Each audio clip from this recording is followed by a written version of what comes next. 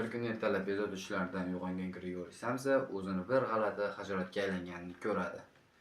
Bu satr mutlaqo oddiy eshitilishi mumkin, ammo unda butun insoniyatning fojiaviy holati yoki faryodi aytib o'tilgan. Kafka bizga bitta savol beradi. Agar sen foydali bo'lmasang, oilangga, jamiyatga yoki o'zing uchun hali hamon insonmisan yoki oddiy bir hasharot? Fransiz Kafkaning Evrilish asarida har birimizda yashirinib yotgan Grigoriy Samsaning faryodini eshitamiz. Asarni chuqurroq tahlil qiladigan bo'lsak, Grigoriy oddiy odam edi. Yashash uchun emas, ishlash uchun yashardi. Orzu qilmasdi, savol bermasdi, shunchaki tizimning tishli g'ildiragiga aylanib qolgan edi. U uyg'onadi. Endi u inson emas. U shunchaki bir oddiy hasharot. Va u na oilasiga kerak va na o'z boshlig'iga. U allaqachon aylanib bo'lgan edi o'sha hasharotga. Lekin u buni endigina tushunib yoki endigina anglab yoki jismoniy holatda sezgan edi. Uning ayanchli holati boshqa odamlarning asl yuzini ochib beradi. Onasi unga mehrdan emas, qo'rquvdan hushini yo'qotadi. Otasi unga mehr ko'rsatmasdan faqatgina yomonlik qiladi. Singlisi uni bir necha kun boqadi va undan juda osonlikcha voz kechadi. Bu yerda biz bir haqiqatni ko'ramiz. Insonlarga bo'lgan muhabbat ko'pincha shartli bo'ladi. Sen mehr ko'rasan, evaziga ishlab berasan.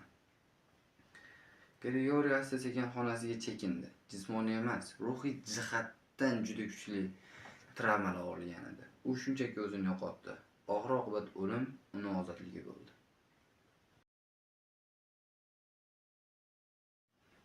Kafka bizga o'z fantastik asari bilan nima demoqchi?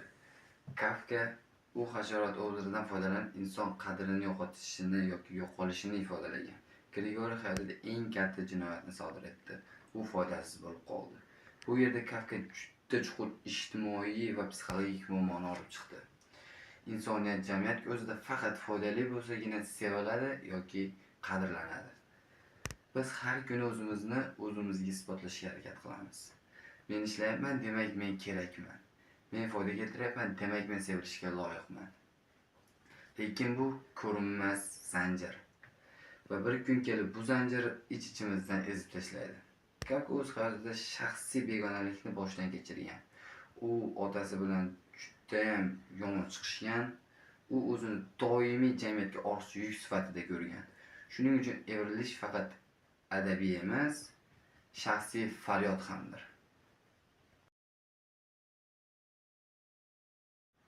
O'z aslida chuqur o'ylab qarasak, zamonaviy dunyoda Grigoriylar juda ham ko'p. Ular doim ishlaydi, lekin hech qachon qadrlanmaydi.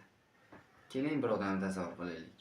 U har kuni ofisga boradi, 5 soat ishlaydi, 5 soat uyquga vaqt sarflaydi va 1 soat oilasi uchun. Lekin o'zi uchun umuman vaqti yo'q. U hasharot emas, lekin asta-sekin hasharotga aylanib boryapti. Yoki yoshi ulg'aygan bir odamni olaylik. U nafaqaga chiqqan, o'z nafaqasini olyapti. Agar nafaqasi bo'lmasa, u keraksizmi shunda? Yoki uy bekasi tashqaridan umuman oilaga pul olib kirmaydi. Faqat uy ichidagi juda ko'p ishlarni qiladi. Shuning uchun u past baholanmaydimi? Evrilish bu odamlar haqida va biz va men haqimda.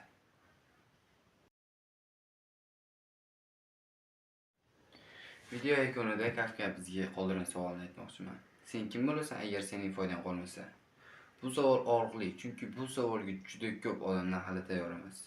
Biz insonmiz yoki biz faqat rollarimizni ijro etamiz. O'g'il, opa, singil, o'quvchi, o'qituvchi, xizmatkor.